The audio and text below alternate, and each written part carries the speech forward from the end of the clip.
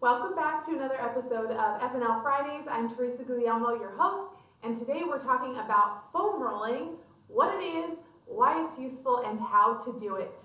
So these are both foam rollers, and foam rolling is essentially a tool to help break up tight muscle tissue and adhesions, which are basically just knots in your muscles. So you've probably seen these at the gym before. There are many different kinds of foam rollers, and I have a few of those here today. Like I mentioned, foam rolling is a method of myofascial release. It's a way to release or lengthen and loosen those tight muscles. This is something that you can do by yourself. So it's really great because you can do it pretty much anywhere. Like I said, most gyms should have at least a standard foam roller like this one.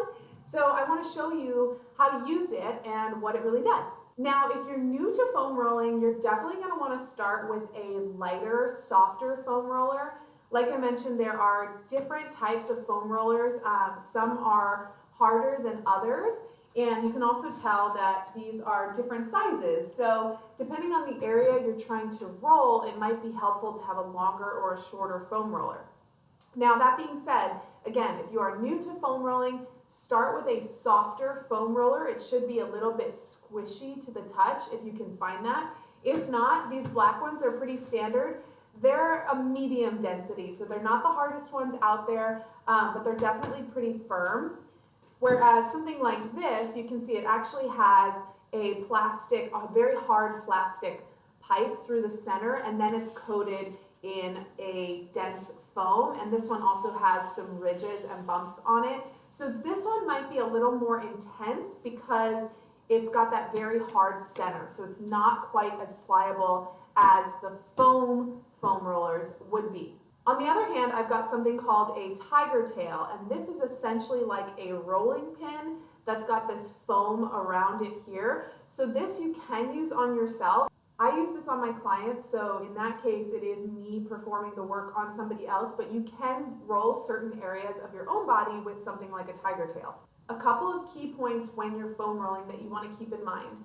You never want to roll over your joints or directly on your bones. So for example, I would never lay on my stomach and roll this foam roller right over my kneecap. So you want to be very careful not to roll over joints and not to put the foam roller directly against your bones.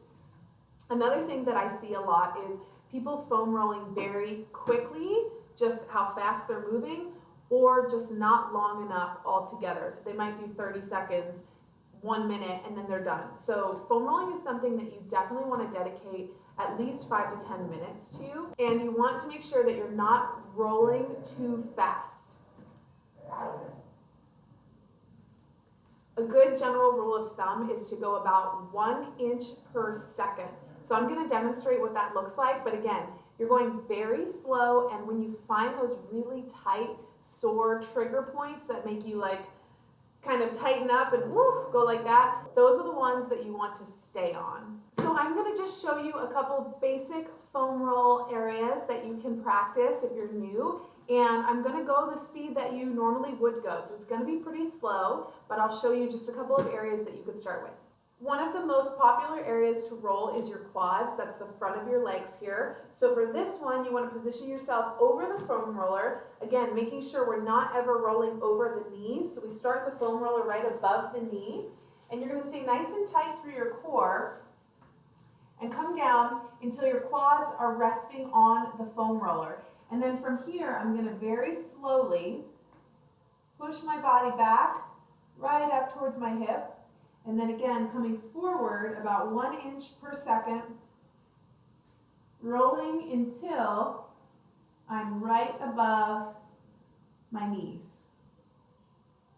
And if you find that spot, like I was saying, that spot that kind of makes you stop and wince or tighten up, that's where you want to stay. You want to remain on that spot and let the foam roller do its work. So it's pushing into your muscle, essentially forcing that muscle to lengthen out, which is what we want.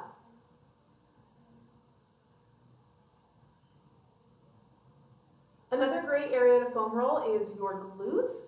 And the way that you can do this is by putting one leg up over the other and then leaning into the side that you're trying to roll. So you can see that I'm sitting on top of the foam roller.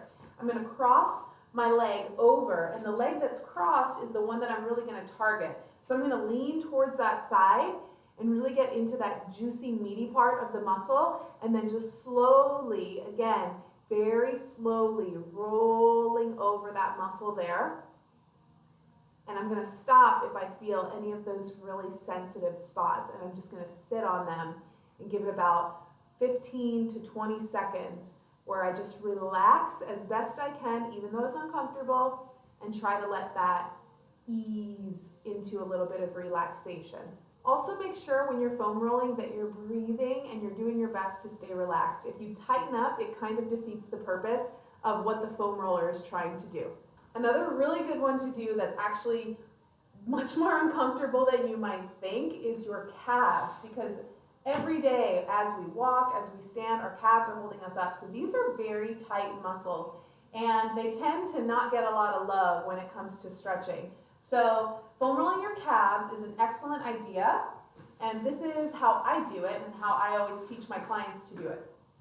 To get enough pressure on your calves, you're going to want to take one leg and put it on top of the other. So now this upper leg is pushing my lower leg down and into the foam roller. Now if that's enough for you, that might be enough. You can just roll back and forth down to the ankle, pushing your body up right behind the knee. Now this one's really tight on me, so it's a little uncomfortable. If you want to get deeper, if you feel like you can't get enough pressure, then I encourage you to pop your butt up off the ground, and then you will definitely feel that one. You could do this for a couple minutes. You know, you could spend 5 minutes in one area. One more great area to roll is the lats, the underside of like your armpit. So it's that meaty part right under here, underneath your armpit, that kind of wraps to the back of your body. So you should feel that muscle group here on the side of your body. So you're going to lay on your side and get that foam roller under your armpit, and then stretch that bottom arm out. So what this does is it lengthens my lats, and then from here I'm just going to roll up towards the armpit and then press my body up, woo-hoo, till we feel that spot. Breathe through the discomfort. So again, when you find those tight spots like I have, hold there and slowly move down. It's very important to make sure you breathe when you're foam rolling. Don't hold your breath even though you want to. Exhale through the discomfort. It makes it a lot better, I'm telling you. So those are a couple of my favorite exercises when it comes to foam rolling and areas that generally need some attention. I hope that this was helpful for you and that you try foam rolling if you haven't done it before. And if you have done it, or once you try it, I would love to know what you think, if any of these specific exercises you really felt good doing, if you really felt that deep stretch. So let me know in the comments below, and I will talk to you next week.